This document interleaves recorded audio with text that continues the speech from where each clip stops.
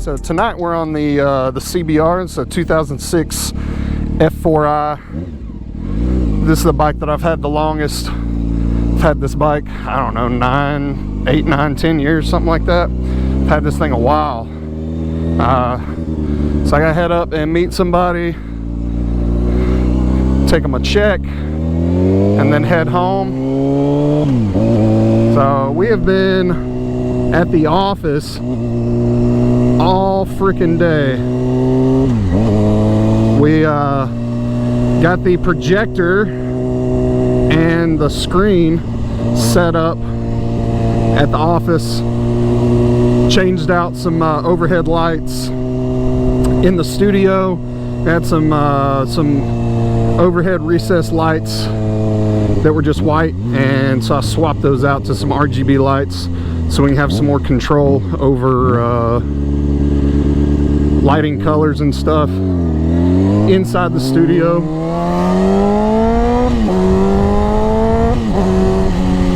You gotta love, that backfire. Gotta love a 4-cylinder. You gotta love an inline 4 motorcycle. They're just hard to beat, especially one this age, man. So this one got Kaufman Shorty exhaust on it. And it's like I said, it's a 2006. It's a F4i. It's one of the few that haven't been stunted out.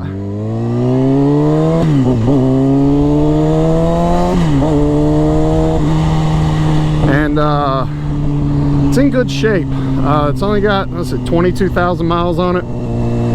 And so I don't ride it as much. I try to get it out a few times a year and stretch its legs a little bit. It's not as comfortable to ride as the Ducati or the Harley. I'm a bigger guy, so sport bikes is not really my thing. But on days when I've got a short little trip or something, or if I just feel like just hearing this thing, it's nice to have. So this is like when I first got back into riding as an adult, when I could kind of buy what I wanted to.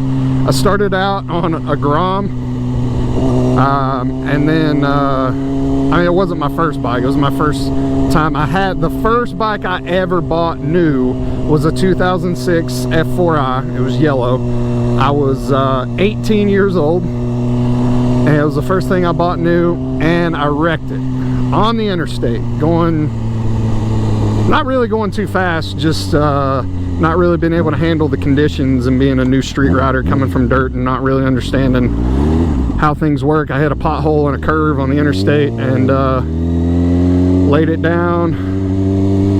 I actually didn't really lay it down, I just hit the concrete median. Messed me up pretty good.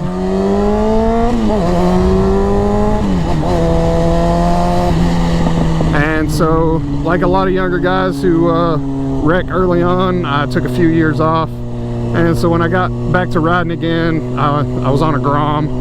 It was when the Groms first came out. And so that was, it was a 2017 Grom. I think I bought it in like 2016. Yeah, so I guess it was right at 8 years ago. I bought that, and that did not last long. And I found this thing down in Atlanta, and it was in really good shape. And so I went down and picked this thing up. So it's got, you know, the mirrors with the built-in turn signals. It's got LED headlights. It's got the Shorty adjustable levers on it. It's got the Kaufman exhaust. Yeah, it's got brand new tires. It's got the Q3 tires, new sprocket and chain. Just had the oil changed at the end of last season. Gotta adjust this clutch a little bit. I was playing with it earlier. Now I got it all screwed up. But yeah, this bike's almost 20 years old. So, but that was when I kind of got back into riding. Since, I mean, I'll be honest, I was kind of scared after that wreck. That'll do it to you, really, especially at that age. I got some really bad road rash, and freaked me out pretty good. And I was just like, oh, these motorcycles are so dangerous. It was all the bike's fault, and didn't really want to take responsibility for myself. and just admit that I didn't really know how to ride on the street yet. And so when I decided to get another full-size bike and start riding again, I was like, you know what, I'm gonna buy the exact same bike that I wrecked on. And so that was what I did.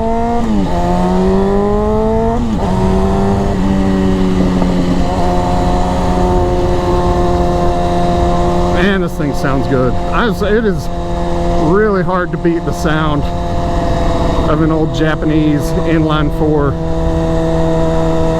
especially with an exhaust on it. Oh Lord, these people are getting a little rowdy up here. So, but yeah, I'm headed to meet my buddy Josh. We've both had some stuff happen in our families, and we both have funerals this week. So I'm going to see him for a little bit before I head back home. So it's about a 30-minute ride up to his place, or to his sister's place where he's at right now, and then probably about a 45-minute ride for me to get back home. So that's what I'm doing today.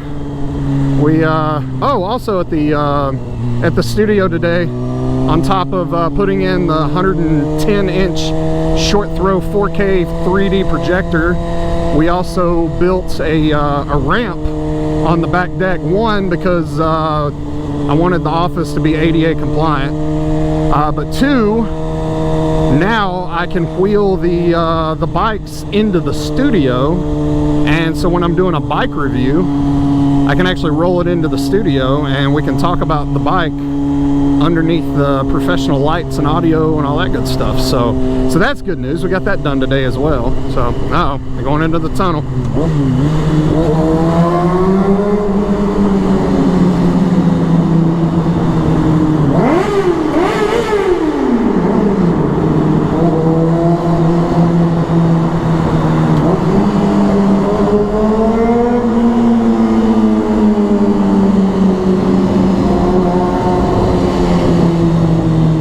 That's just hard to beat. You cannot really beat that.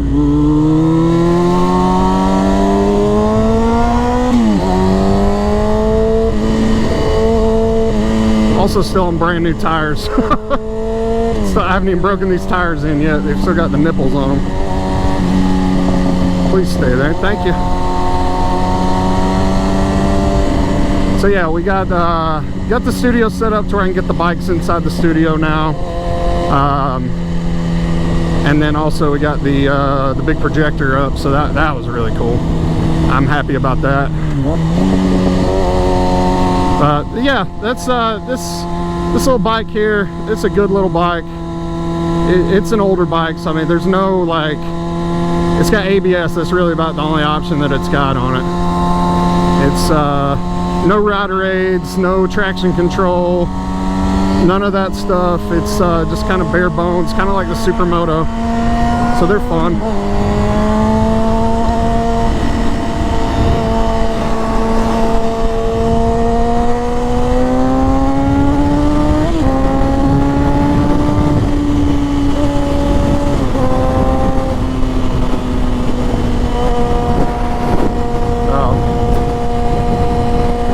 So we've got a lot of cool stuff coming up. I've been looking at a couple of dual sports. Thought I'd found one the other day, and then I was actually ready to go pick it up. I found a 2017 250L Rally that the guy, it already had Olin suspension, it already had luggage for the rear, he already had the bark busters and fog lights and heated grips, and it already had everything on it. The guy had spent like $4,000 on top of the cost of the bike, and I was like, man, it's already got everything done that I would want to do to one, and it's going to save me from having to do it myself, because I was looking at for a 300, but then just realized that like a 250 that's already got a programmer and exhaust, and it's already set up exactly the way I want it, it's going to save me a few $1,000. But by the time I was able to let him know that I was going to go meet with him, he had already sold it within just a couple hours. So I wasn't the only one that thought it was a good deal, so somebody else hopped on it. So I got a couple other bikes that I've been looking at. I've got a ride coming up with Pandora's for like an off-road. I think it's Adventure Riders of Alabama or something we've got coming up like next Saturday, not this coming Saturday, but next Saturday, the 21st. So I was wanting to have it before then, but I don't know, it doesn't look like we're going to unless something else on Marketplace pops up, because I don't really have time to drive out of town to pick something up, so I don't have to be in Chattanooga. So I've been looking at that, been thinking about maybe selling some stuff, swapping some stuff around, and possibly going ahead and maybe getting rid of the Harley and go ahead and getting with the Hyper Mono like I'm wanting. They don't have one in stock here yet, so I mean I've got some time on that anyways. So that's kind of what we've got going on bike wise. I want to have a bike for the channel that I can go do some more like a little more rowdy off-road. I'm not like, you know, I'm not like a huge off-road guy, but I do want something that'll be better on the trail so I can go hit some more remote campsites and stuff. So that's kind of what I've got going on, what I'm looking at. I said today we're out on the crunch rocket, quote unquote.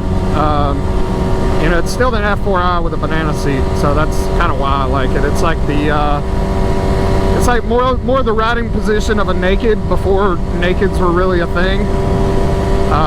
So that's kind of how I ended up with it. I still need to do a review of the Supermoto. I recorded that whole episode and then realized I had no audio, so I still got to redo that one. But that's what we got going on. So I'm gonna head to hang out with my buddy for a little bit and then head home, and I will check in with y'all on the next one. See ya.